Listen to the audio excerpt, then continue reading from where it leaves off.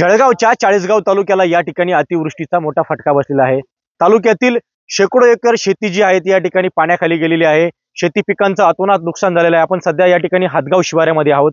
हातगाव शिवारात देखील कपाशी असेल, त्याचबरोबर मका असेल, या इत्यादी पिकांचं आपण बघू शकतो की मोठ्या प्रमाणावर नुकसान झालेलं आहे। सध्याच्या स्थितीमध्ये या ठिकाणी शेतामध्ये पूर्णतः पाणी आणि चिखल एवढंच या ठिकाणी उरलेलं आहे। शेतकऱ्याचा हातातोंडाशी आलेला घात जो आहे तो या ठिकाणी निसर्गाने हिरावून नेलेला आहे। आपल्यासोबत बोलण्यासाठी या ठिकाणी शेतकरी आहे। बाबा, काय सांगाल? एकंदरीत अतिशय विदारक परिस्थिती शेतामध्ये आल्यानंतर बघायला मिळते। हातातोंडाशी आलेला घास हिरावला गेलेला आहे। काय अपेक्षा आपली सरकारकडे? रात्री 12 वाजेपासून अतिवृष्टीचा इतका लोंढा पावसाचा चालू झाला, त्याच्याने सगळं हातगाव शिवारात पाणीच पाणी झालं। पूर्ण सर्व शेतकऱ्यांचं पीक उद्ध्वस्त झालं। तर त्याच्यासाठी सरकारने काहीतरी त्याला मदत केली पाहिजे, नाही तर शेतकरी मरून जाईल। त्याला काही जगायला काही अर्थ नाहीये। त्याच्यासाठी सरकारने मदत केली तर तो जगू शकतो। शेतकऱ्यांनी एवढं खर्च काढून पीक उभं केलं, ते तोंडाला आलेलं पीक सगळं वाया गेलं। अजिबात काही राहिलं नाही। दिवाळी कशी करायची आणि जगायचं कसं? 12 महिन्याचा खर्च चालवायचा कसा? कर्ज फेडायचं कसं? आणि तोंडावर आलेलं पीक हे सर्व वाया गेलं। काय अपेक्षा आहे सरकार? किती मदत केली पाहिजे?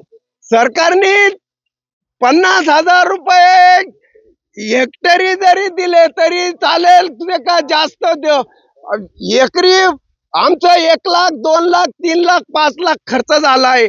एवढा शेतकरी सरकार देऊ शकत नाही, पण सरकारने कमीत कमी एकरी 50,000 रुपये दिले तर शेतकरी वाचल हातगावचा, नाही तर वाचणार नाही। बाबा, आपल्या किती एकर शेती होती? शेती करण्यासाठी काय खर्च आलेला होता? उत्पन्न किती होणार होतं? माझा 5 एकर शेती होती। 5 एकरासाठी 5 लाख रुपये खर्च केला। त्याच्यात आता 10 रुपये सुद्धा होऊ शकत नाही साहेब। अजिबात राहिलं नाही काहीच। आपण बघू शकतो की हे कपाशी पीक आहे आणि या ठिकाणी कपाशीच्या पिकामध्ये संपूर्ण चिखल झालेला आहे, पाणी त्या ठिकाणी साचलेलं आहे आणि शेतकऱ्याचा हातातोंडाशी आलेला घास जो आहे तो या ठिकाणी हिरवला गेलेला आहे। निसर्गाने या ठिकाणी शेतकऱ्यावर मोठा या ठिकाणी आपण बघू शकतो की शेतकऱ्याचा मोठा घात केलेला आहे आणि कुठेतरी आता दिवाळीच्या तोंडावर या ठिकाणी कपाशी पीक काढले जातं, कपाशी त्या ठिकाणी काढली जाते आणि आता या ठिकाणी शेतकऱ्याचं या ठिकाणी होत्याचं नव्हतं झालेलं आहे। आपल्यासोबत बोलण्यासाठी स्वतः या ठिकाणी शेतकरी आहेत। आता काय सांगाल? एकंदरीत आपण बघू शकतो की सर्वत्र आपल्या शेतामध्ये या ठिकाणी चिखल पसरलेला आहे। एकंदरीत काय आपलं नुकसान झालेलं आहे? काय सांगाल? काय मागणी असेल सरकारकडे?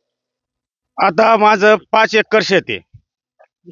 5 एकर शेतामध्ये माझं नाव वाल्मिक अशोक बेदडे, तालुका चाळीसगाव, जिल्हा जळगाव। तर माझं 5 एकर शेत आहे सर। माझ्या 5 एकर शेतामध्ये जवळजवळ 5 एकर कापूस होता। कापूस असताना आज तो कापूस, हे बघा तुम्ही, हे आता या झाडाची मूळ सुद्धा कुजले आहे। हे झाडाचा कापूस, कापूस हा काहीच उपयोगाचा राहिला नाही।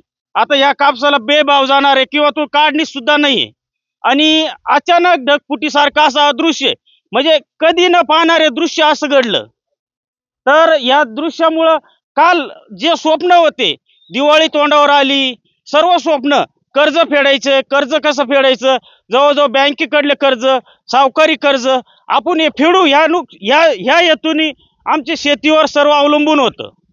आज कालच्या दृश्यानंतर आजचं दृश्य पाहिल्यानंतर असं झालं का आता शेती करावी की नाही।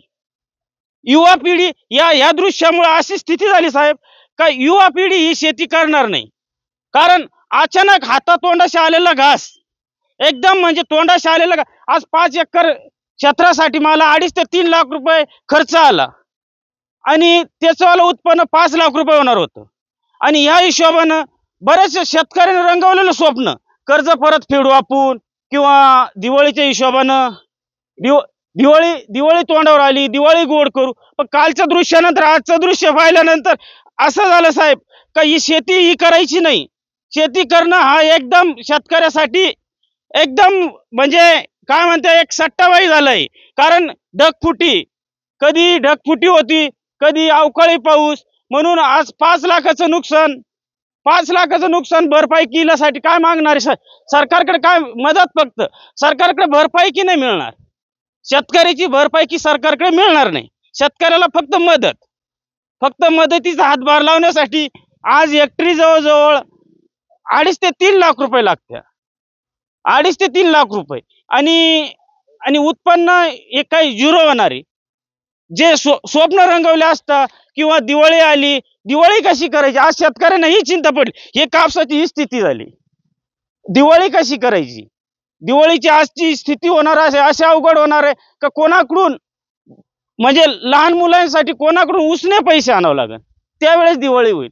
त्याच्याकरता सरकारकडे एकच मागणी आहे का शेतकऱ्यांना तुम्ही उत्पन्न तर नाही देऊ शकत, उत्पन्नाची बाजू नाही देऊ, फक्त एक दिवाळीसाठी शेतकऱ्यांना, सर्व शेतकऱ्यांना ज्यांचं नुकसान, सर्वांचंच नुकसान, माझं नाही. हे बघा आता ही कपाशी आता काहीच नाही, याची मूळ कूच झाली आहे, आता हे काहीच येणार नाही.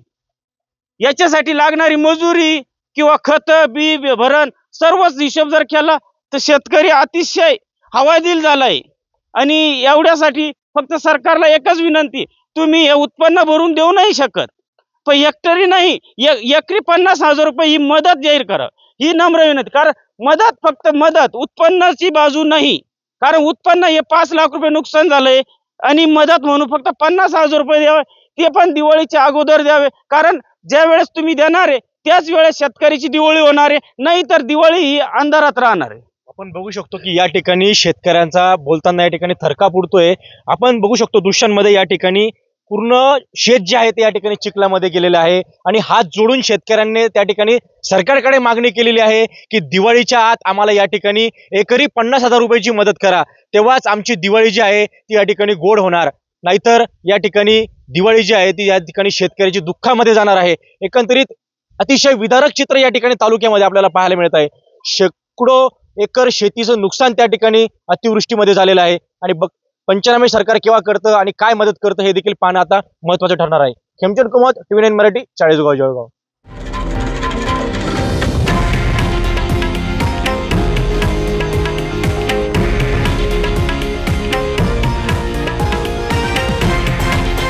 हे आहे देशातील नंबर 1 न्यूज नेटवर्क आणि आपण पाहत आहात TV9 मराठी, एकमेव.